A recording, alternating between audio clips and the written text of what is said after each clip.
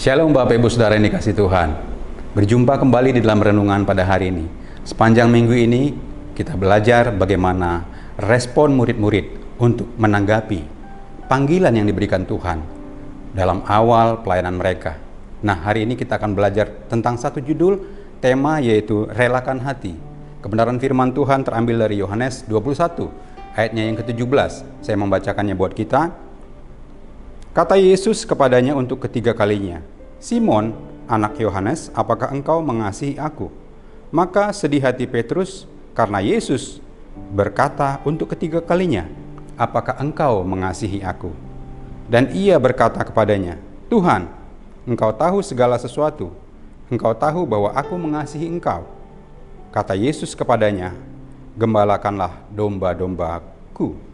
Bapak Ibu Saudara, di dalam pengiringan kita kepada Tuhan, ketika kita pada awalnya dipanggil oleh Tuhan, sehingga kita mengerti bahwa kita hidup bukan untuk diri kita sendiri lagi, dan kemudian kita mengikuti Tuhan.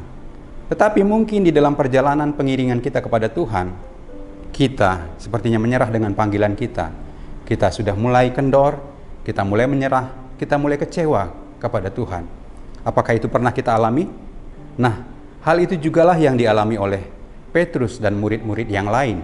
Bagaimana mereka meninggalkan panggilan mereka, yaitu sebagai penjala manusia, dan pada akhirnya mereka kembali menjadi penjala ikan. Sampai akhirnya dalam kesempatan ketika Yesus bersama dengan Petrus, Yesus mengajukan pertanyaan ini kepada Petrus, "Apakah engkau mengasihi aku?"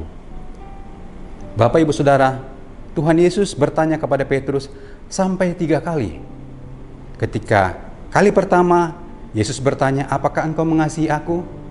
Petrus mungkin membayangkan bagaimana di dalam perjalanan pelayanannya kepada Tuhan, dia mengingat ketika orang mulai menangkap Tuhan Yesus, dia melakukan pembelaan.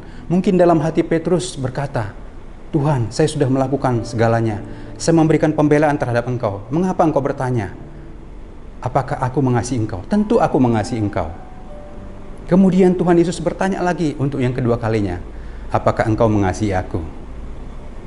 Mungkin Petrus juga mengingat bagaimana dia berkata ketika dalam pelayanannya kepada Tuhan, dalam pengiringan dia bersama dengan murid-murid yang lain, dia katakan, "Walaupun mereka tergoncang imannya, aku tidak akan pernah meninggalkan engkau." Dia mungkin teringat apa yang dilakukannya, sehingga dia mungkin berpikir dalam hatinya, "Tuhan, aku sudah melakukan hal itu. Mengapa engkau bertanya, apakah aku mengasihi akan engkau?"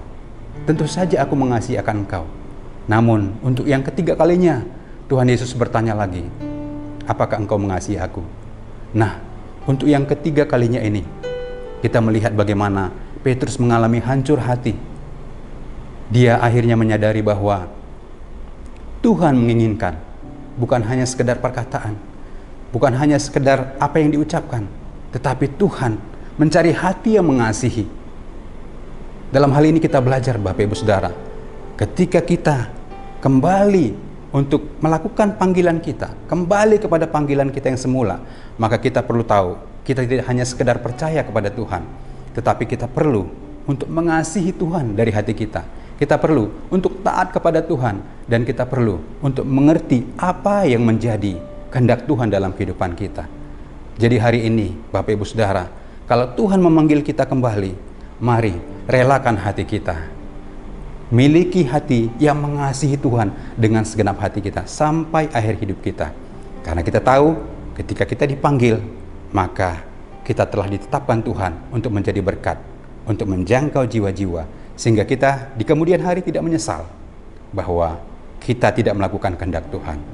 Biar kebenaran firman Tuhan hari ini, Bapak Ibu Saudara, menjadi berkat bagi kita, untuk kita memiliki hati yang siap kembali melakukan panggilan kita dalam pelayanan kita kepada Tuhan. Tuhan Yesus memberkati kita semuanya.